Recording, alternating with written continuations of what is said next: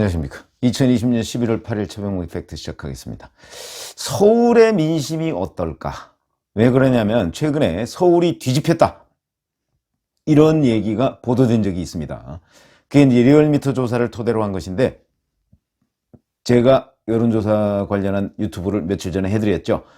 제가 보기엔 서울이 뒤집히지 않았다. 그리고 전국조사를 가지고 서울에 있는 샘플, 요 정도가 어떠한 반응을 보였다고 해서 서울이 뒤집혔다, 이렇게 판정하기엔 이르다라고 제가 말씀을 드린 적이 있는데, 그러면서 제가 그때 뭐라고 했냐면, 서울을 조사하려면, 서울의 민심을 조사하려면 서울만 가지고 정말 샘플을 몇 개, 뭐 한 500개 이상 이런 식으로 해서. 왜 그러냐면 서울이 뭐 저쪽 강북 다르고 강남 다르고, 강남 중에서도 저쪽 뭐 강서 뭐 이쪽 다르고 서초 다르고 뭐 이런 거 아니겠습니까? 강북도 여러 가지 다르고 또 도심권도 다르고, 이렇게 전부 서울에 사는 지역마다 다 다르기 때문에 정당 지지도가 다르다는 겁니다. 그렇기 때문에 서울을 조사하려면 서울만 가지고서 적어도 샘플 500개 정도는 있어야 된다. 근데 지금 대부분 조사하는 것이 전국적으로 조사를 하기 때문에 그 중에 서울 지역에 할당된 샘플은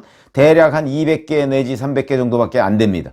그걸 가지고서 저 서울이 어떻다 이렇게 얘기하기는 어폐가 있다 하는 게 저의 주장이었는데, 마침 서울을 상대로 한 여론조사가 있어서 그걸 말씀을 드리겠습니다. 이 조사는 윈지코리아 컨설팅이라는 데서 아시아경제하고 한 건데, 제가 그렇지 않아도 이걸 어떻게 조사했는가 좀 들여다보고 여론조사 관련 기관 사람들한테 좀 물어봤습니다. 그랬더니 이게 ARS로 조사한 것이긴 한데 안심번호를 부여받아서 조사한 것이기 때문에 리얼미터나 이런 데의 다른 ARS 업체보다는 조금은 더 신뢰할 만하다, 이런 얘기입니다.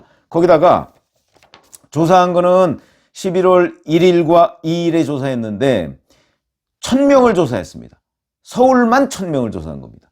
그러니까 이제 다른 곳에 비해서 제법 믿을만하다. 그리고 제가 주장했던 바, 서울의 민심을 알기 위해선 서울만 샘플을 한 500샘플 이상 선정을 해서 조사해야 된다, 거기에 딱 맞는 겁니다.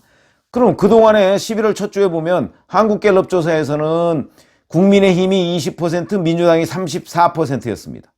그리고 리얼미터 11월 첫 주 조사에서, 근데 이게 한국갤럽 조사는 서울 샘플이 195명이고요. 리얼미터는 서울 샘플이 375명입니다. 여기에 대해서 민주당이 30.3, 국민의힘이 31.4 이렇게 돼 있습니다. 그래서 이제 요 리얼미터 조사에서 국민의힘이 뒤집었다 이건데, 갤럽 조사에서 보면 민주당이 34, 국민의힘이 20이면 뭐 엄청난 차이가 나는 것이죠.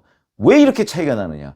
그래서 정확하게 서울만 조사한 것이 필요하다, 이런 말씀을 드린 적이 있었는데, 자, 이 윈지코리아 컨설팅 조사에서는 어떤 식으로 조사했냐면, 서울 도심권, 동북, 서북, 서남권, 동남권 이렇게 5개 권역별로 나눠서요 1000명을 조사했는데, 도심권에서 55명, 동북권에서 297명, 서북권에서 135명, 서남권에서 276명, 동남권에서 237명 이렇게 선정을 했습니다.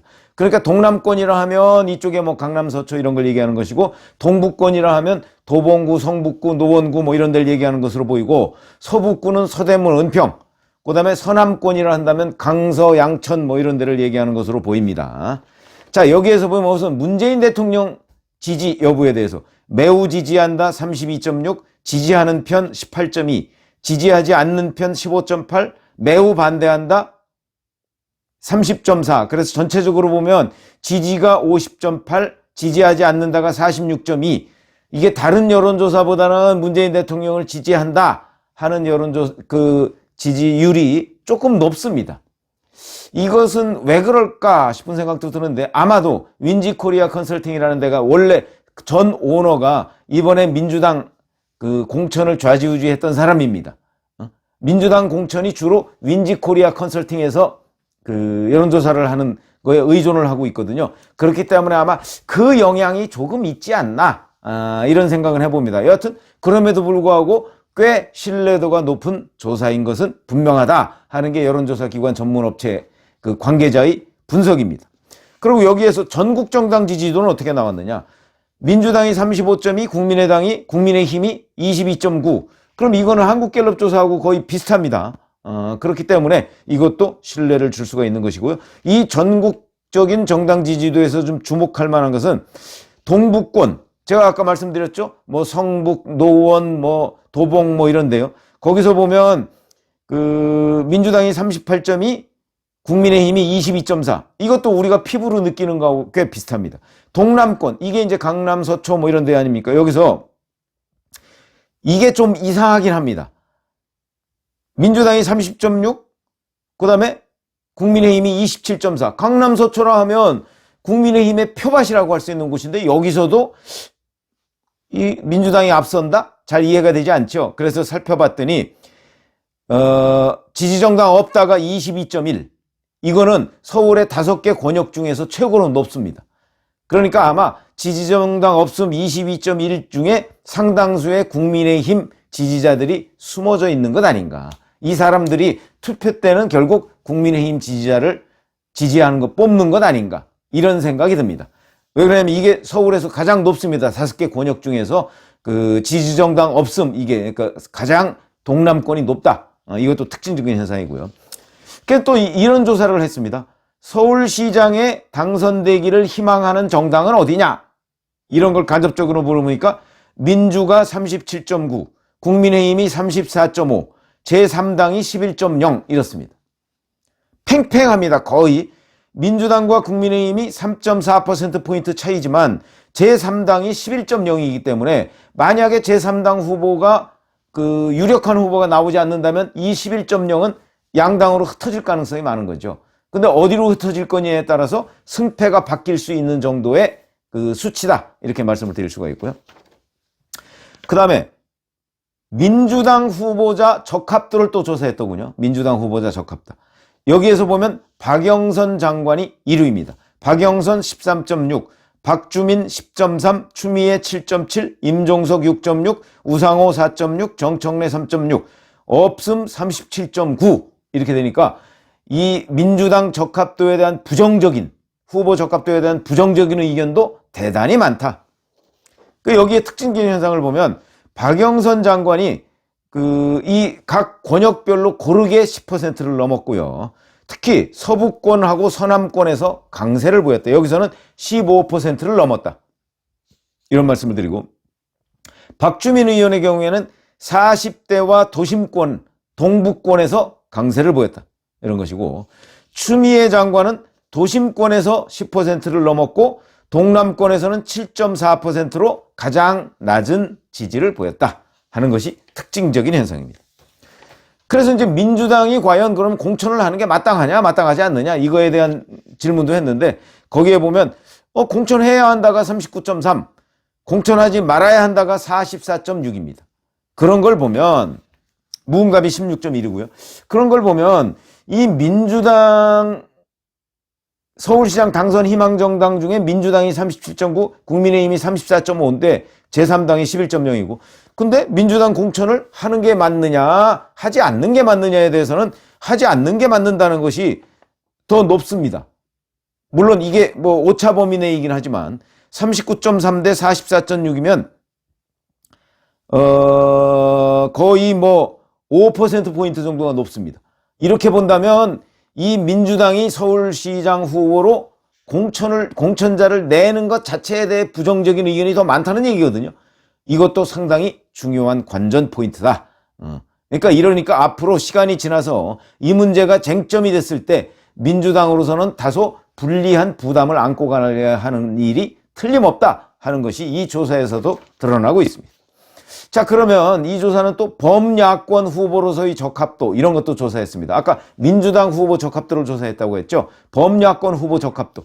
여기에 대해서는 오세훈 전 서울시장이 1위를 했습니다. 근데 아마 이제 서울시장을 한 번 했기 때문에 프리미엄이 있는 것 아닌가 이런 분석도 가능합니다. 어쨌든 오세훈 17.6, 안철수 15.9, 금태섭 8.4, 윤희숙 6.5, 조은희 6.2, 김동연 5.1, 그 다음에 없음 28.1 이렇게 돼 있습니다.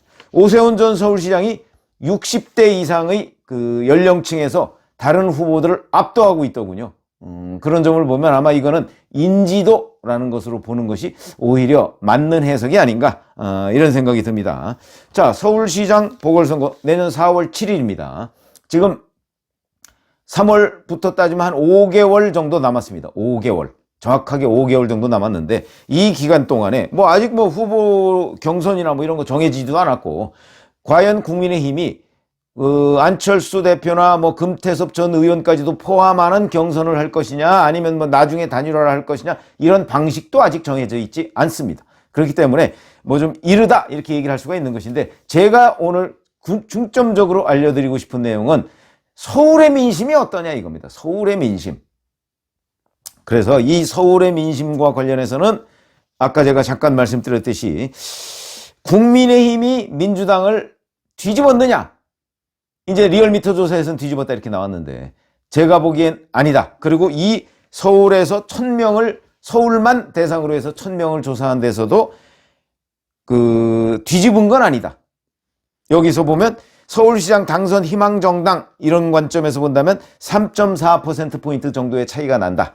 물론 이거는 제3당이라는 것이 있기 때문에 그래서 아주 근접하거나 혼전 양상이 아닌가 이런 느낌을 제가 피부로 갖고 있고 김미연 RN서치 소장한테 그렇지 않아도 저는 RN서치는 ARS로 조사하는 기관입니다. 해봐서 물어봤습니다. 한번 어떻게 생각하느냐 조사를 여러 차례 했고 왜냐하면 거기 조사에서도 서울의 샘플이 대략 한 200명 정도 됩니다. 그러니까 이 200샘플 정도를 조사한 결과 같은 거를 보면 직접 조사를 했으니까 이제 ARS지만 그러니까 워낙 여러 차례 조사를 했으니까 그 느낌이 있을 겁니다. 아, 이게 이 사람들이 어떤 생각, 또 매번 그 조사가 다르거든요. 의뢰하는 것도 다르고, 뭐 조사 대상자, 응답자도 다르고 그렇기 때문에 그걸 조사하면서 그 본인의 감이라는 것이 있을 것인데, 제가 물어보니까 이렇게 얘기를 하더군요. 거기도 저하고 비슷한 생각인데, 혼전 양상이다. 국민의힘과 민주당이 비슷하다. 그러나 국민의힘이 뒤집었다. 서울에서. 이렇게 얘기하기는 어려운 것 아닌가. 이런 정도의 느낌을 가지고 있었습니다. 저도 피부로 느끼고 저는 뭐 주변에 뭐 이른바 진보라고 하는 사람도 있고 이른바 보수라고 하는 사람도 있습니다. 저는 그런 표현을 뭐 즐겨 쓰지 않지만 그런 사람들한테 제가 느낌으로 제가 통계 조사를 한 건 아니지만 느낌으로 물어본 바에 따르면 혼전 양상인 것은 틀림없다. 그러나 국민의힘이 아직 민주당을 서울에서 뛰어넘었다 이렇게 얘기하기에는 좀 근거가 약한 것 아닌가 저도 이렇게 느끼고 있습니다. 김미연 소장하고 비슷한 느낌을 가지고 있는데 그 부분은 앞으로 이제 5개월이나 남았으니까 그 5개월 동안에 민주당과 국민의힘이 어떤 후보를 내느냐 하고 그러면 이제 후보 개인의 경쟁력도 있는 거거든요. 정당 경쟁력도 있지만 개인의 경쟁력도 있습니다. 개인 경쟁력이 정당 경쟁력을 압도할 수도 있습니다. 그렇기 때문에 섣불리 저희가 정당 지지들 이 조사만 가지고서 누가 이긴다 이렇게 얘기할 수가 없는 것이죠. 그러니까 개인 경쟁력도 있기 때문에 그 다음에 앞으로 또 캠페인을 선거운동을 누가 더 효율적으로 잘하느냐 특히 국민의힘 같은 경우는 이 서울시장 보궐선거가 박원순 전 서울시장의 극단적 선택 그 책임 때문에 벌어진 거 아니겠습니까? 그럼 그 부분을 효과적으로 공략하면 특히 여성표를 끌어모으는데 상당히 유리하지 않겠습니까? 그래서 그런저런 캠페인의 위력 이런 것도 있고 정당 지지도도 있고 선거에 영향을 미치는 요소가 워낙 많기 때문에 뭐라고 할 수는 없지만 정당으로 맞붙었다고 가정을 할 때 지금 현재 혼전 양상이다. 현재 앞으로 5개월이면 사실은 이걸 뒤집고 어쩌고 하기에 충분한 기간이라고 보여지죠. 그래서 지금 현재 서울의 민심은 정당 지지율에서 비슷하다. 이제는 개인 경쟁력으로 아마 개인 경쟁력과 선거 캠페인, 선거 운동의 효과성 이런 거 가지고 내년 4월 7일 서울시장 보궐선거 당선자가 결정될 것이다. 이렇게 말씀을 드립니다. 감사합니다.